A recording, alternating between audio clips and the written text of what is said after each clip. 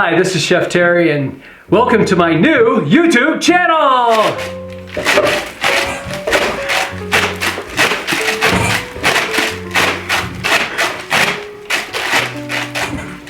So a few points that I want to make on this video today. First thing, you gotta warm up the pan. The other thing, keep the eggs moving. Salt and pepper. Salt will toughen the eggs, but would you want seasoned egg or not? And it's not gonna toughen it, you know, to the point where it's a bouncing ball or one of those rubber balls. It's just going to toughen it just a little bit in a certain area. The finer the grain of salt you use, the better it's gonna be. But what really toughens eggs is overcooking them. So don't overcook them, and you know, what little toughness you're gonna get from the salt is gonna work out. Now the other thing about that is, which do you want? Do you want like bland eggs with salt over top of them? Or do you want perfectly seasoned eggs? I want the perfectly seasoned eggs. Pepper. Yeah, you get those big chunks in them that stain the eggs and stuff like that. I don't like those either. So what I did is that I used the finest setting on my pepper mill, and I was grinding a very, very fine powder into the eggs. So I didn't get the staining, I didn't get that, but I got the pepper flavor that I wanted. So, did you notice when I added in the Creme Fraiche and the chives?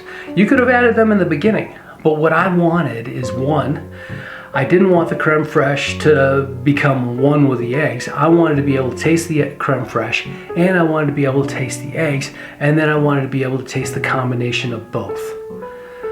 If I just add the Creme Fraiche in when I whisk the eggs, which I could have done. Actually, I do that a lot when I cook with goat cheese. That way the goat cheese will of course melt a little bit smooth, a little bit slower than the Creme Fraiche, but it'll still work out. So I put them in at the end so that the Creme Fraiche would just melt in with the eggs and the chives wouldn't overcook. The other thing, if you're gonna cook in like big hunks and chunks of stuff like ham and bacon or vegetables and stuff like that, you're gonna wanna cook them off beforehand because they need to be warm before they get the eggs. Because if you throw the eggs in and then throw in, you know, ice cold ham into your scramble, it's gonna take longer to cook. It's gonna take longer to cook those eggs. And by the time the ham is cooked all the way through, your eggs are gonna be toast. The other thing, shred your own cheese if you're gonna add cheese. Get one of these. So what happens is you get these pre-shredded cheeses, and these pre-shredded cheeses, who knows when they were shredded, you know, either earlier this week or 3 weeks ago. It depends on how long it's been in that bag.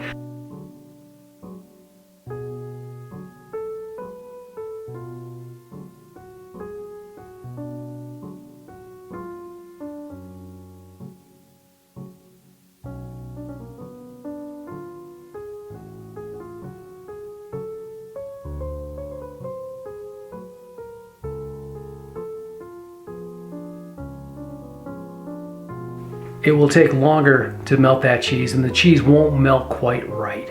So grate your own. So the other nice thing about that is that, say you don't want the pre-bagged stuff or the pre-bagged flavors. Let's say you want to shred Gruyere into it. Emmentaler, or one of my favorites, Cotswold. You can just shred it right into that and then cook it in. Now the cheeses I would put in near the end, very similar to like I did with the Creme Fraiche, as long as it's grated fresh. A couple other things, the equipment. Non-stick pan. Can't do without it. Now, one thing about a non-stick pan. Non-stick pans, don't buy an expensive one. This is a relatively inexpensive one. This was less than 15 bucks. I bought it online at a restaurant supply store. Now when you do that, be careful with one thing. These handles, you buy separately. And that's fine. But if you want them and you need the handle, definitely get this. So, this, it's not gonna last very long. Probably 3 to 5 years. And then you're gonna have to get a new one. But you have to take care of it in between it. One, no abrasive cleaning. 2, rubber or silicone spatula. I also just mentioned the rubber or the silicone spatula. What's the difference between the two? Well, material, of course, designs, colors. This one's pretty.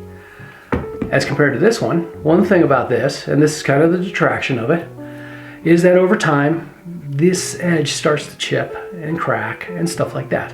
That's just the nature of the beast. Other thing, this seam here, you can get gaps in that. And when that happens, especially with wooden handled ones, you're gonna have, it'll never be the same. It's pretty much time to throw it out. So, you see any gaps, any seams in this? No.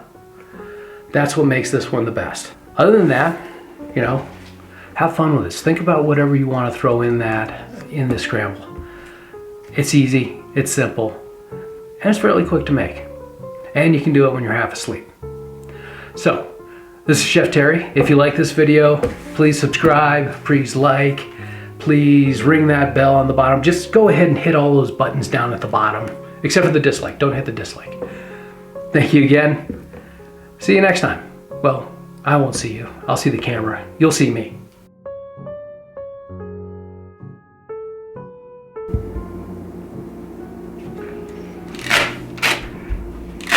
Oh, not yet.